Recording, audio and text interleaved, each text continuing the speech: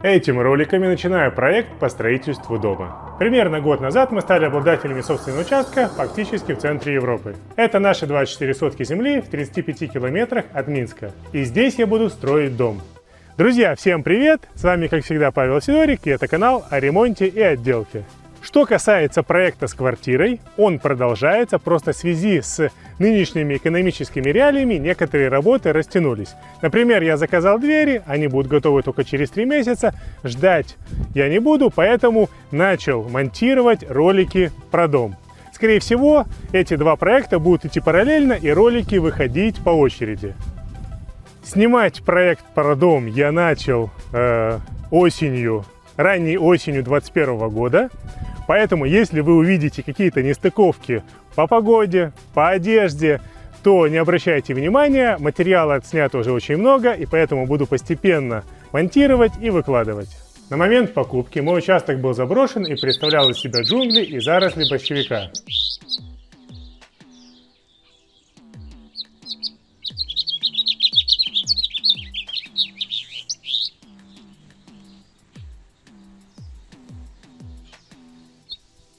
Конечно же, меня это не напугало, и я приступил к работе.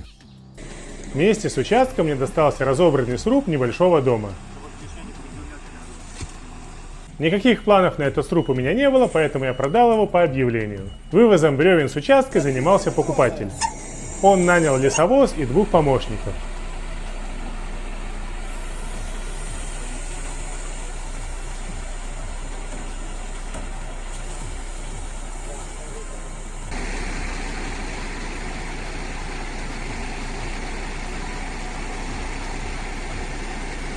Сруб был успешно погружен и увезен на другой участок.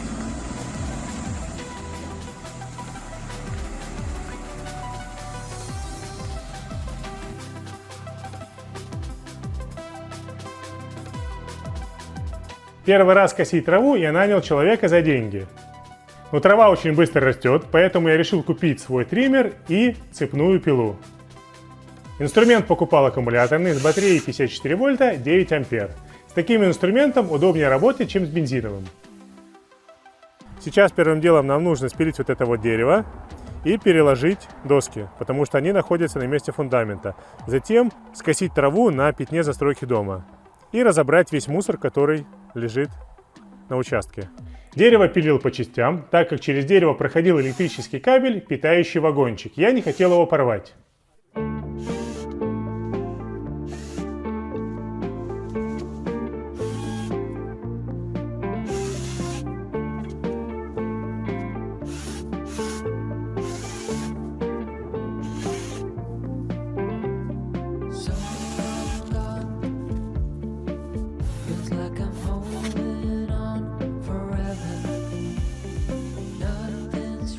Чем удобно работать с электрической пилой, то что она не тарахтит и работает только когда вы нажимаете кнопку. Впоследствии толстые ветки попилили на дрова.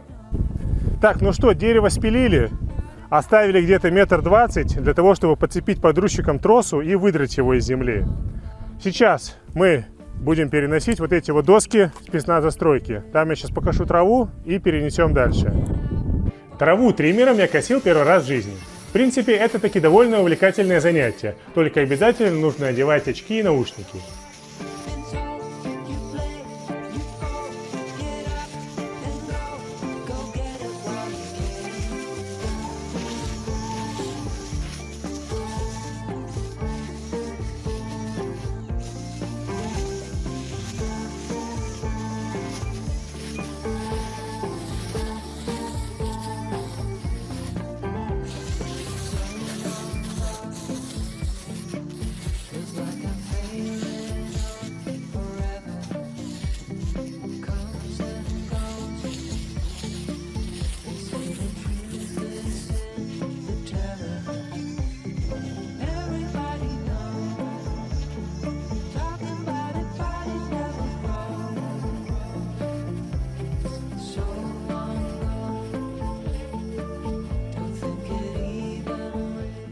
Пока я косил участок, Никита разбирал весь мусор, который нужно было выкинуть.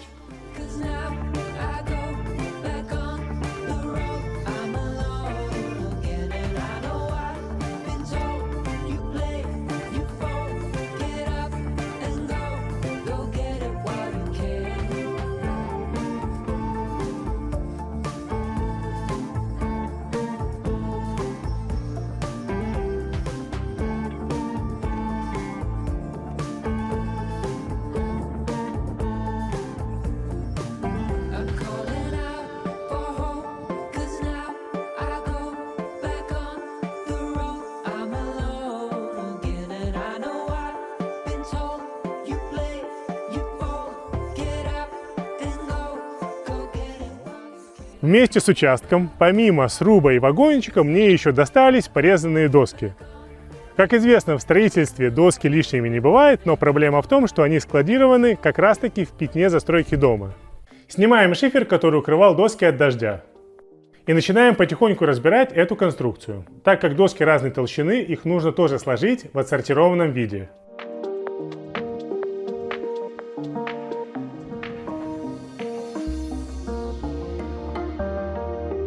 В одной куче лежали как обрезная, так и необрезная доски. Правильное хранение досок очень важный нюанс. Они, во-первых, не должны прогибаться и не соприкасаться с землей. Между рядами прокладываются перемычки, чтобы внутри досок была вентиляция.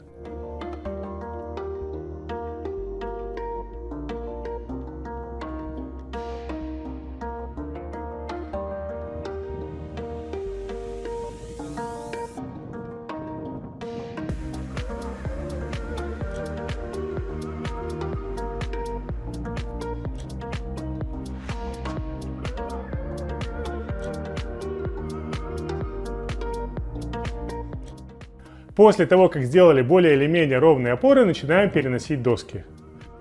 Объем большой, и на эту работу у нас ушло много сил.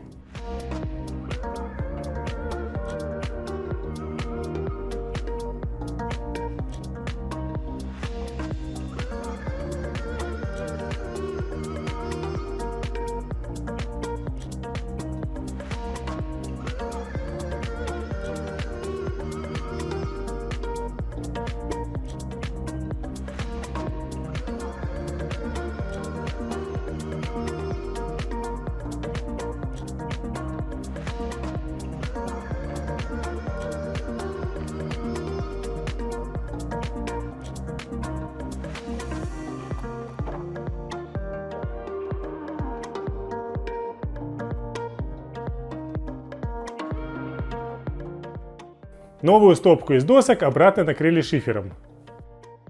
Вот итог первого дня работы на участке. Второй день работы на участке, сейчас я проведу небольшую экскурсию. Покажу, что тут вообще есть на этом участке. Есть вот такое некое подобие забора. Без сетки, просто столбики с перемычками.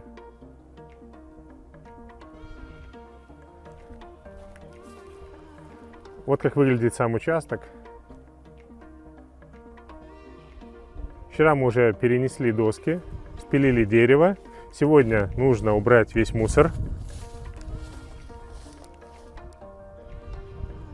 Скосить вот эту всю траву, пятно застройки. На участке очень много мусора от старого дома. Это шкаф для газовых баллонов, старая печь, шифер, какие-то покрышки. Это все нужно будет убирать. Старые доски. Здесь колодец от старой канализации.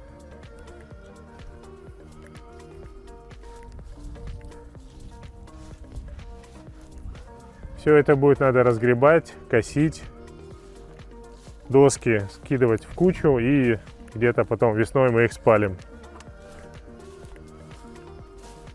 Куча мусора. Старый вагончик.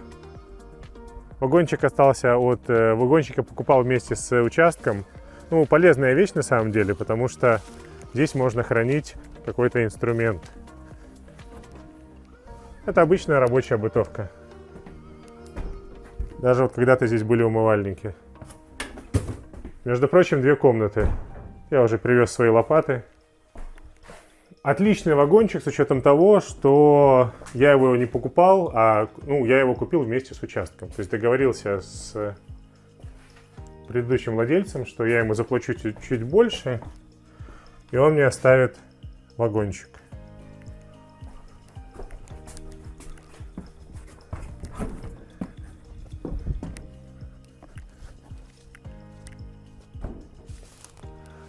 Это сад.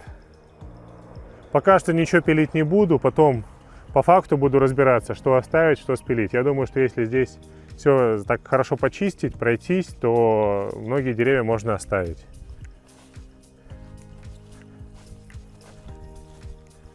Это соседские козы облюбовали мой участок.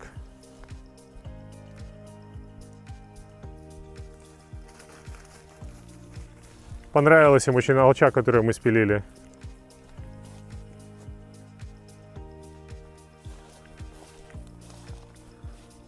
Ну, тут непроходимые заросли. Пока что это все еще трогать не буду, потому что сейчас будем заниматься домом.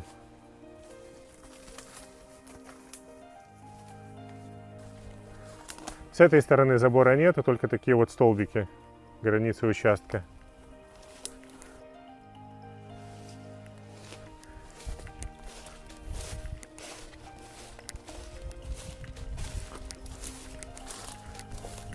Заросли по колено. Они были еще больше. Это я уже нанимал мужика, соседа. Он с большего скосил. Тут вообще было по, наверное, 1,5 метра в высоту это все. Вот что осталось от дерева. Специально оставили торчащий на 1,20 метра пень, для того, чтобы можно было обвязать и погрузчиком вырвать его просто из земли, чтобы не выкапывать. Дай-ка ключик.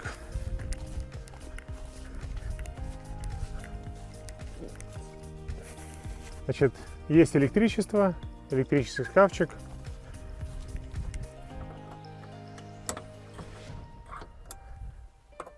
Это очень здорово. Не надо это все делать самому. Есть даже 380. Мощность, правда, на дом выделена небольшая, 10 киловатт.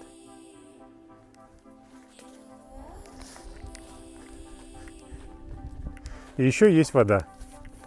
Это мой колодец, где проходит труба с водой, к которой я могу подсоединиться. Вода в деревне централизованная. Перед тем, как приступить к работам по разметке фундамента, конечно, нужно было сделать проект. В моем случае был куплен готовый. Проект, который мне подходит, я нашел на сайте студии архитектуры и дизайна белорусской компании «Антей». В арсенале компании большой выбор готовых проектов. Я решил купить готовый проект, потому что он дешевле, чем индивидуально разработанный проект, и вторая причина – это то, что не нужно ждать. Мы хотели одноэтажный дом размером примерно 150 квадратов, с 4 отдельными комнатами плюс совмещенная кухня-гостиная. Мой проект называется КО-166. Вот план моего дома, только у меня будет в зеркальном отражении. К проекту мы еще будем возвращаться много раз, я обо всем расскажу более подробно, а сейчас нам просто нужна схема привязки дома на участке, для того, чтобы снять плодородный слой грунта, то есть разметить и в этом месте снять землю. Вот моя схема привязки с домом и постройками, которые будут строиться в будущем. Начинаем разметку для земляных работ. По углам вбиваем арматуру. Разметка предварительная, все равно слой грунта будет сниматься с запасом, как минимум метр по периметру.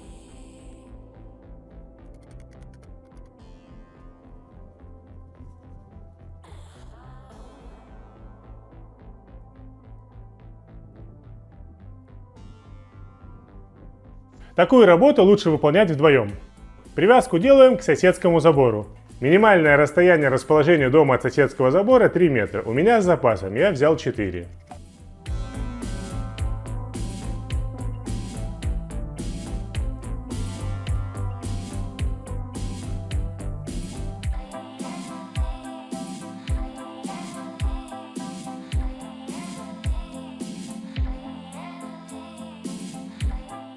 Вагончик находится в поле застройки, его нужно будет убирать в сторону.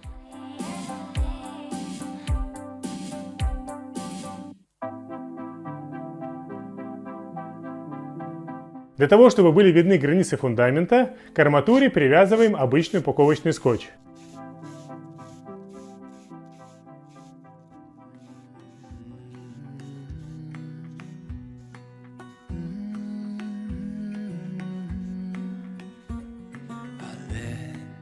Для наглядности границы будущего фундамента просыпаем песком.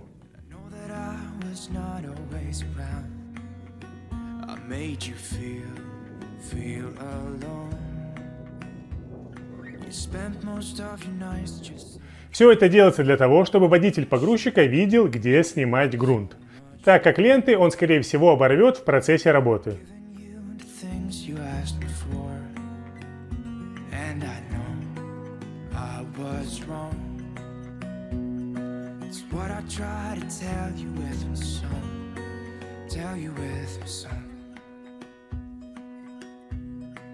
What if I said I'm sorry? What if I'd make a scene? Wouldn't that make you mine again? You're all I'll ever need. Didn't I make you laugh? Didn't I make you smile? Didn't I make you feel like you were happy for a while? I know that I've done so many things that let you down, but I hope that you give me one more chance to make you mine. When I close my eyes, know that you're the only thing I see, and it makes me cry to think that you are no longer with me.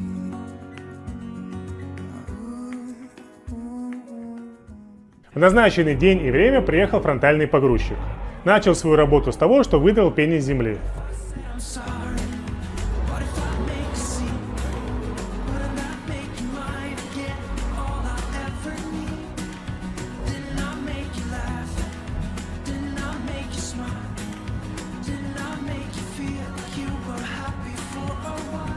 После этого отодвинул вагончик в сторону.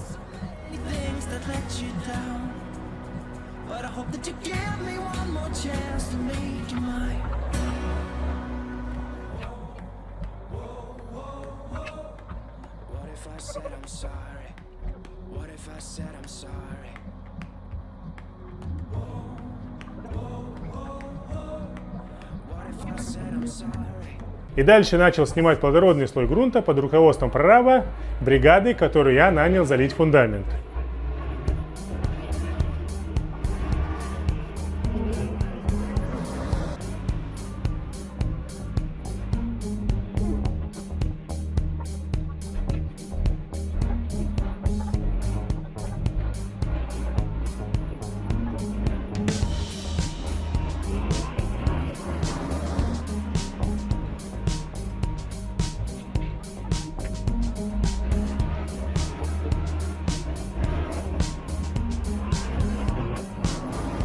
Если честно, время для снятия грунта выбрали не самое удачное, так как 2 недели до этого шли дожди и грунт был мягкий.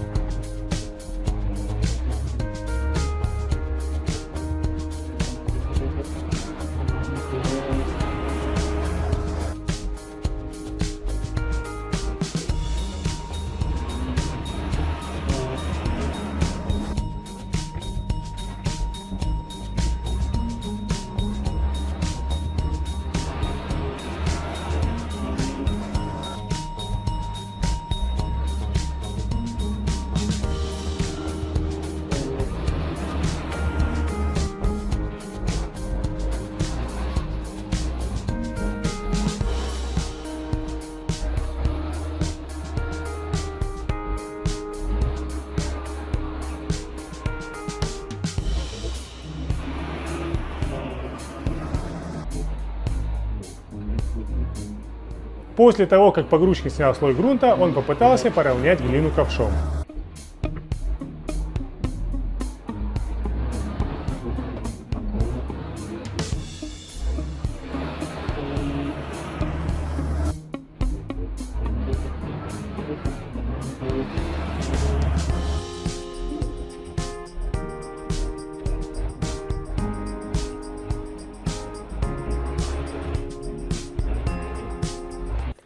Так, ну что, первый день отработала ТОшка. Сняли плодородный слой земли. Сейчас покажу, что у нас получилось тут. Решили подождать 2 дня, чтобы подсохла земля, потому что шли 2 недели дожди, и вот эта глина сейчас, она пружинит, и он реально даже нормально не смог ничего выровнять, потому что врезается в землю. Все вот мягкое, пружинит. По весне, когда все это высохнет, надо будет равнять, планировать участок. Сейчас реально ничего он сделать не смог, потому что проваливается просто в землю. Куча земли. Ну вот как-то так. Как будто танки ездили. Вообще, конечно же, если сравнивать общестрой с отделкой квартир, то тут есть большая разница. Если, в принципе, ремонт квартиры может делать 1 человек, ну, периодически беря подсобника для каких-то там выполнения каких-то работ, то на общестрое, то есть при строительстве дома, трудозатраты и объемы строительных работ просто несоизмеримы. Один человек здесь просто молекула. И для того, чтобы что-то двигалось, здесь нужно реально, чтобы работала бригада. Как минимум 2, 3, 4 человека. Ну что, ролик подошел к концу. Если вам понравилось, то, конечно же, ставьте лайк, подписывайтесь на канал. Продолжение следует. Know you've been a good friend, and that's in the thick and thin. And I know it's never